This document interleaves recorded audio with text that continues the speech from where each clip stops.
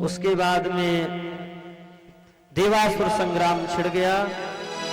देवासुर संग्राम में समस्त असुर पराजित हो गए। शुक्राचार्य जी ने मृत संजीवनी विद्या से शुक्राचार्य जी ने समस्त राक्षसों को पुनः जीवित कर दिया। राजा बलि से शुक्राचार्य जी ने यज्ञ करवाया।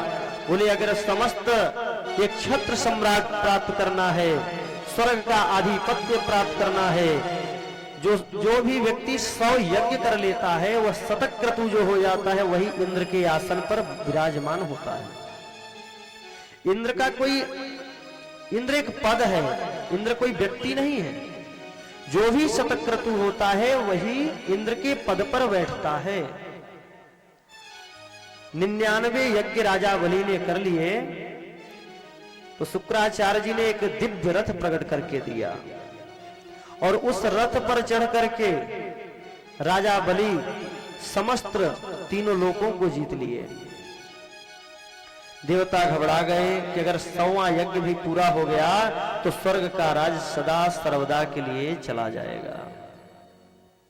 तब देवता अपनी माता महर्षि कश्यप की जो पत्नी है अदिति, उनके पास में गए और प्रार्थना किया कि मां हमारे लिए कोई उपाय करिए। माता अदिति ने महर्षि कश्यप से पूछा कि हे ब्रह्मर्षि, मेरे पुत्रों की किस प्रकार से रक्षा हो, कृपा करके ऐसा कोई उपाय बताइए। तब उन्होंने पयोव्रत का विधान बताया।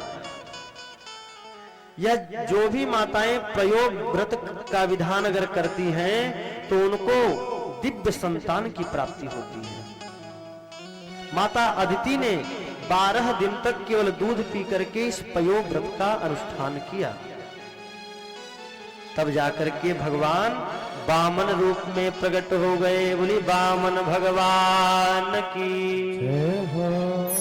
तम बटुम वामनम दृष्ट्वा मोदमाना महर्षयः।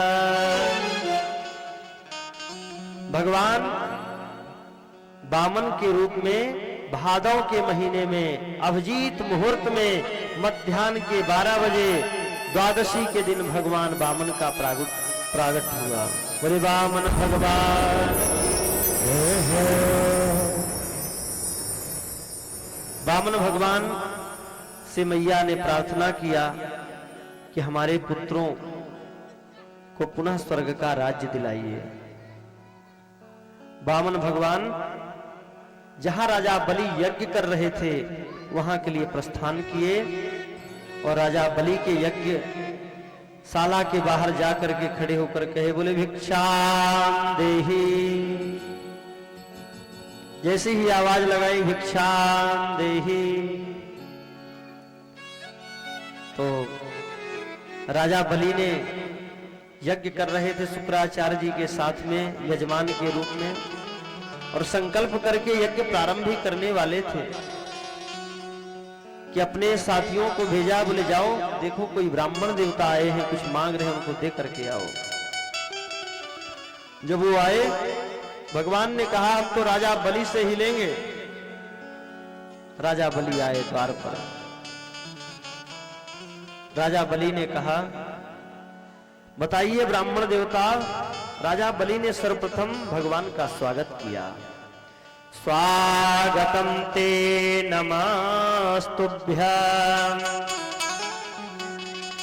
ब्रह्मान् किं करवाम ते। हे ब्राह्मण देवता, मैं आपका स्वागत करता हूं। आपके आने से अद्य में तृप्तः पितरा। हे ब्राह्मण देवता, आपके आने से मेरे पितर तृप्त हो गए, मेरा कुल धन्य हो गया, मेरा यज्ञ धन्य हो गया। भगवान को देख करके राजा बलि मोहित हो गए। बोले क्या चाहिए आपको, आदेश करिए।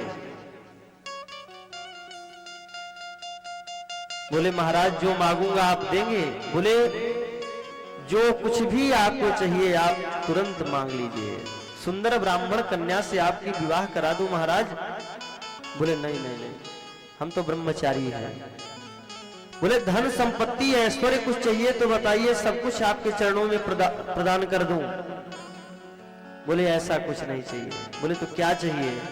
बोले पदानि त्रीणि दयेत्रेन्द्र शमितानि पदा मम। बोले मात्र केवल 3 पग भूमि चाहिए। राजा बलि जोर से हंसने लगा। बोला बातें तो महाराज इतनी बड़ी बड़ी करते हो, लेकिन बुद्धि अभी बहुत बच्चों वाली ही है। बोले क्यों? बोले तुम त्रिलोकी के नाथ के सामने खड़े हो, राजा बलि के सामने खड़े हो, जो एक छत्र सम्राट है आकाश पाताल भूलोक का, स्वर्ग तक का, और उसके सामने खड़े होकर के अगर तुमने मांगा भी 3 पग भूमि, वो भी अपने पैर से। अरे कुछ ऐसा मांगो कि आज के बाद कभी तुम्हें कुछ मांगने की आवश्यकता ही न पड़े। भगवान मुस्कुराने लगे। भगवान बोले राजन, हम संतोषी ब्राह्मण हैं, क्योंकि असंतुष्टा द्विजा नष्टा। असंतोषी ब्राह्मण जो होता है वो नष्ट हो जाता है। हम संतोषी ब्राह्मण हैं महाराज। हमारे लिए आइए, जो आकाश है यही चंदर है, जो धरती है यही आसन है। हमें तो 3 पग भूमि अपने पैर से इसलिए चाहिए कि हम यज्ञ भूमि का निर्माण करके अपना यज्ञ कर सकें। बोले तो ठीक है, कहीं भी आप नाप लीजिए। बोले महाराज आपको पता होगा सनातन धर्म में बगैर संकल्प के कुछ भी दान, कुछ भी कोई भी अनुष्ठान बगैर संकल्प के मान्य ही नहीं होता। पहले संकल्प करिए जल लेकर के। राजा बलि ने कहा ठीक है। जैसे ही जल लेकर के संकल्प करने के लिए राजा बलि तैयार हुए, शुक्राचार्य जी महाराज आ गए।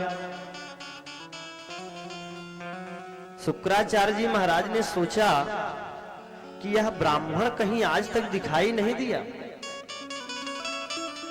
इतने अष्टोत्तर कराए गए, इतने हजारिया ब्राह्मणों को कराया गया, इतने भंडारे हुए, लेकिन यह ब्राह्मण कहीं दिखाई नहीं दिया। आज ये एकाएक कहां से प्रकट हो गया? ऐसा सोच ही रहे थे। तब तक जहां पर यज्ञ चल रहे थे वहां पर आचार्यगण मंत्र बोल रहे थे। वेदम विष्णु हृदय चक्र में त्रेधानि दधे पदम समूढ़मस्यपागुसुरे स्वाहा। बोल रहे थे कि विष्णु भगवान का मंत्र बोला जा रहा था। इदम विष्णुर्विचक्र में। अरे शुक्राचार्य जी ने कहा ना ये तो 52 है, ना ये तो 53 है, ये तो साक्षात नारायण विष्णु है। तुरंत सावधान किया राजा बलि को, हे राजन सावधान। बोले क्या हो गया गुरुदेव?